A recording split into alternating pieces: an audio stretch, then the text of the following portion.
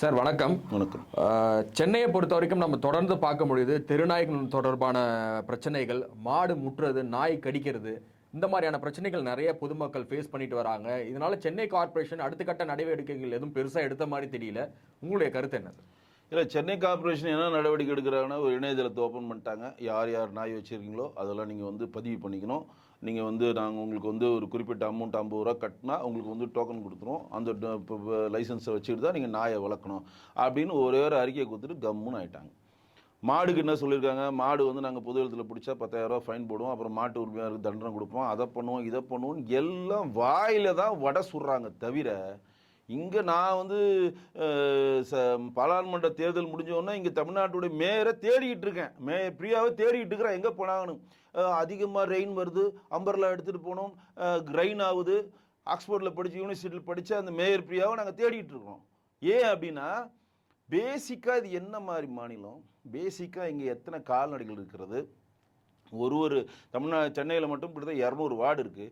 200 வார்டில் எத்தனை தெருநாய்கள் இருக்கிறது, எத்தனை மாடுகள் இருக்கிறது, எத்தனை ஆடுகள் இருக்கிறது, எத்தனை உயிரினங்கள் இருக்கிறது கணக்கிடுறதோடு இங்கே அரசாங்கத்துக்கு என்னங்க வேலை?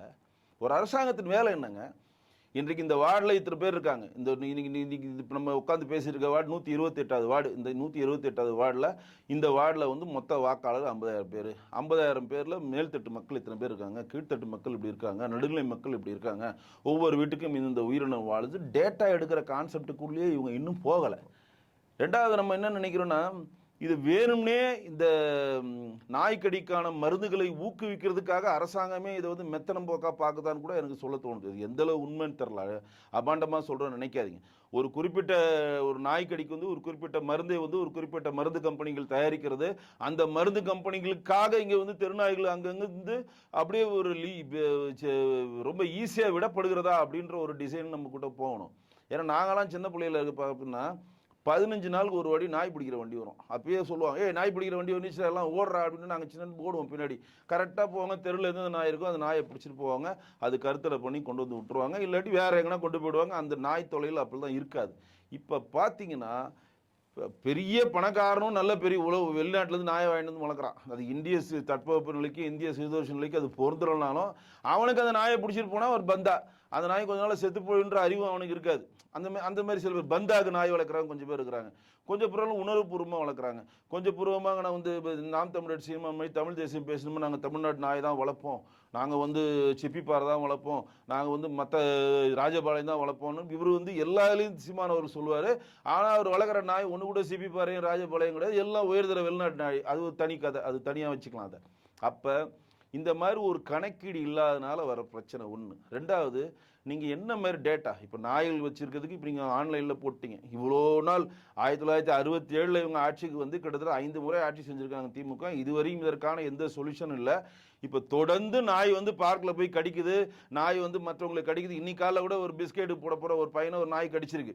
இப்போ நான் வன உயிரினங்கள் சட்டப்படி என்னென்னா, இப்போ ஒரு நாய் கடிச்சதுன்னா அந்த நாய்க்கு நீங்கள் தண்டனை வழங்க முடியாது. அந்த நாயை நீங்கள் அடிக்க முடியாது. அந்த நாய் நீதிமன்றத்தில் காமிச்சு தண்டனை வழங்க முடியாது. இது சட்டம். மாடு முட்டினாலும் இப்படி தான், குதிரை முட்டினாலும் இப்படி தான், யானை முட்டினாலும் இப்படி தான், நாய் கடித்தாலும் இதுதான் சட்டம். அந்த எந்த வன உயிரம் உங்களுக்கு சேதாரத்தை ஏற்படுத்திச்சோ அந்த வன உயிரத்தை தண்டிக்கிறதுக்கு நம்ம சட்டத்தில் இடமில்லை. அப்போ இது வன உயிரத்தினுடைய ஓனர் யார், அவங்கள தண்டிக்கிறதுக்கு இடம் இருக்குது. மாடுகள் நீங்கள் பொது வழியில் விடக்கூடாதுன்றாங்க. நான் அன்றைக்கி 7 மணிக்கு இங்கே கிராஸ் பண்ணி போகிறோம், கோயம்பேட்டில் அவ்வளோ மாடு நிற்குது. ஏன் நிற்குது? அவன் மாட்டு உரிமையாளர் அதுக்கு சாப்பாடு தர மாட்டேன்றான். சாப்பாடு தர்றப்போ அது சாப்பாடை தேடி அலையுது. சாப்பாடை தேடி வரப்போ கோயம்பேடுக்கு வருது. கோயம்பேட்டில் அங்கே பழைய காய்கறி பழங்கள் இருக்கப்போ அதை சாப்பிடுது, அப்படியே நிற்குது. எருமை மாடு மாதிரி நிற்கிறியேன்னு அதுக்கிட்டே போய் நம்ம சொல்ல முடியாது. எருமை மாடு மாதிரி நிற்கிறியே தள்ளு அப்படின்றோம். ஏன் அப்படின்னா, அப்போ இந்த வன உயிரினங்களை, இந்த மாடுகளையும் நாய்களையும் நீங்கள் வளர்க்குற ஆளாக இருந்தால் அதற்கு வேண்டிய தீவனத்தையும் அதற்கு வேண்டிய பாதுகாப்பும் அதற்கான இருப்பிடத்தையும் உங்களுக்கு இருந்தால் அதை நீங்கள் வளர்க்கலான்ற ஒரு சட்டத்தை இமிடியேட்டாக தமிழக அரசு ஏற்படுத்தணும். ஏன் அப்படி சொல்கிறேன் கேளுங்க. நல்ல வீடு இருக்கும், ஓரமாக மாடை கட்டி வச்சுருப்பான், அது பாட்டு சாணி போயிட்டுருக்கும், அது போட்டு வரான், அங்கேயே பால் கறப்பான், அங்கே போவான் வருவான், அது பாட்டு போவும் வரும், கொஞ்சம் நல்லா கழட்டி விடுவான், அது ஊரே சுற்றிட்டு திருப்பி நிற்கும். அப்போ ஒரு மாடு வளர்க்குறதுக்கான அடிப்படையான ஸ்பேஸ் இருந்தால் தானே அவன் மாடு வளர்க்க முடியும். ஒரு வீடு நீங்கள் எல்லாமே அப்பார்ட்மெண்ட் கல்ச்சர் ஆகிடுச்சு. எந்த வீட்லேயும் உங்களுக்கு இடம் கிடையாது. அந்த இடத்துல நீங்கள் மாடு வளர்க்குறோன்னா எப்படி வளர்க்க முடியும்? ஒரு நாய்க்கும் அதே தான். ஒரு நாய் நீங்கள் வளர்க்கணும் அப்படின்னா ஒரு குறிப்பிட்ட ஸ்பேஸ்க்கான வீடுகள் உங்களுக்கு இருக்கிறதா, அப்போ இந்த லாய்க்கு லைசன்ஸ் தரோம். இப்போ கூட என்ன சொல்கிறாங்க பாருங்கள், நாய்க்கு நாங்கள் வந்து நீங்கள் ஆன்லைனில் அப்ளை பண்ணால் லைசன்ஸ் கொடுத்துட்றோம் அப்படின்றாங்க. அந்த நாய் வந்து அந்த வீடே ஒரு மனிதர் படிக்கிறதுக்கே இடம் இல்லாத வீட்டில் 2 நாய் இருந்தால் அந்த நாய் தெருக்கு தான் வரும். நல்ல மனிதர்களை பார்க்குறப்ப, பழக்கப்பட்ட படிகளை பார்க்குறப்ப அந்த நாய் வந்து வாலாட்டம். பழக்கம் இல்லாதவர்கள் பார்க்குறப்ப என்ன பண்ணும், அது தனக்கான அச்சுறுத்தலாக தான் அது பார்க்கும். இப்போ வந்து நாயை போய் நீங்கள் தண்டிக்க முடியுமா, மாடை போய் தண்டிக்க முடியுமா? ஒரு மாடு வந்து அவருக்கு தெரிந்த, நீங்கள் நம்ம காளைகளை வந்து பாரம்பரியமாக வளர்த்துட்டு இருக்கோம், நீங்கள் மிகப்பெரிய மஞ்சு விரட்டுலாம் நம்ம காளைகளை கொடுக்குற மாட்டு இல்லை. அந்த காளைகளே உரிமையாளர் போய் தொட்டால் தான் நிற்கும். எப்பேற்பட்ட கீரசால் நீங்கள் போய் பாருங்க. நீங்கள் மஞ்சு விரட்டு நடந்தது, நீங்கள் அலங்காநல்லூர் நடந்ததாகட்டும், மற்ற ஊரில் நடந்த மஞ்சு விரட்டுலாம் பாருங்கள், சீறி வருது, அப்படியே பாஞ்சு நின்று விளையாடுது. உரிமையாளரை பார்த்தோன்னா அப்படியே பொட்டி பாம்பாக இருக்குது, அப்படி தட்டி கொடுக்குறான். சாதாரண ஒரு ஃபீமேல்ஸாக இருக்க ஒரு அந்த மாடை வளர்த்து அந்த பெண்மணி கயிறை போடுறாங்க, அது பொட்டி பாம்பாக ஒரு குட்டி நாய் மாதிரி அது பின்னாடியே போகுது. அது என்ன காரணம்? நமக்கான அந்த ஓனர்களுடைய மூச்சு காற்று அதில் படுறப்ப நமக்கான ஆட்கள் இவர்கள், நமக்கான சேஃப் ஜோன் இது, நம்ம இவர்கள் நம்மளை துன்புறுத்த மாட்டார்கள், அது அடங்குது. அதுதான் வந்து உயிரினங்களோட தன்மை. நாயும் அப்படிதான். ஒரு நாய் ஒரு வீட்டில் இருக்குது, நல்லா வளருதுன்னா அது வெளியில் வந்தோன்னா புதுசாக ஒருத்தனை பார்க்குறப்ப அவன் வந்து பிஸ்கெட் போட வரானா, அவனை அடிக்க வரானா, நம்ம கொல்ல வரானான்ற அச்சுறுத்தல் அது இருக்கும். அது ஐந்தறிவு உள்ள ஒரு ஜீவன். அதுக்கிட்ட போய் பிஸ்கெட் போட்டால் வாலாட்டிடும், தடை விட்டோம், டப்புன்னு கடிச்சிட்டு போயிடும். நமக்கு சம்மந்தம் இல்லாத ஆள் நம்மக்கிட்ட டிஸ்டர்ப் பண்ண வரான்னு. அப்போ இதற்கான வரைமுறையை இந்த தமிழக அரசு இதுவரையும் ஏன் எடுக்கலை? ஒரு மாடு நீங்கள் வளர்க்கணும் அப்படின்னா மாடு வளர்க்குறதுக்கான குறிப்பிட்ட ஸ்பேஸ் இருந்தால் மட்டும்தான் நீங்கள் மாடு வளர்க்க முடியும். அப்படி இல்லையா அவுட் எடுத்துகிட்டு போ அப்படின்னு சொல்லணும். அது சொல்ல மாட்டேன்றாங்க. நாய்க்கு இப்போ வந்து நாய்க்கு வந்து ஒரே ரெஸ்ட்ரிக்ஷன் தான் போட்டாங்க, நாய் வளர்க்கணும்னா நீங்கள் லைசன்ஸ் வாங்கணும், இல்லாட்டி உரிமையாளர் போடி நீங்கள் கடுமையான சட்டங்கள் போடுறீங்க. ஆனாலும் தெருவில் இருக்க நாய்களுக்கு என்ன பண்ணுவீங்க? தெருநாய்களுக்கு என்ன பண்ணுங்க? ரோட்டில் போகிறவங்க ஒரு சாப்பாடு வாங்கி கொடுக்குற நாயை பார்த்து பிரதாபப்பட்டு இன்றைக்கி நாயை வளர்க்குற ஆவலர்லாம் இருக்கிற வேலையெல்லாம் விட்டு பிஸ்கெட்டை வாங்கினது நாய்க்கு போட்டு போடுறான். அந்த நாய் தெருவில் நின்று விளையாடுது, அதுக்கு யாராவது பிடிக்கலையோ கடிக்குது. அதுக்கு என்ன இவங்க ஆக்ஷன் எடுக்கிறாங்க? அப்போ நாங்கள் சின்ன பிள்ளையில் சொன்ன மாதிரி இந்த நாய் வண்டின்றது 3 நாளைக்கு ஒரு வாட்டி ஒரு தெருவுக்கு வரணும். எங்கெங்கே அச்சுறுத்தலாக நாய் தெருநாய்கள் திரிக்கிறதோ. இப்போ ஒரு வீட்டில் வளர்க்குற நாயை நீங்கள் வந்து பிடிச்சி அது கடிச்சிச்சுன்னா வீட்டு உரிமையாளர் மேலே ஃபைன் போடுறீங்க, அவங்கள வந்து சிறையில் வைக்கலாம், அவங்க மினிமம் ஃபைன் கட்டணும்.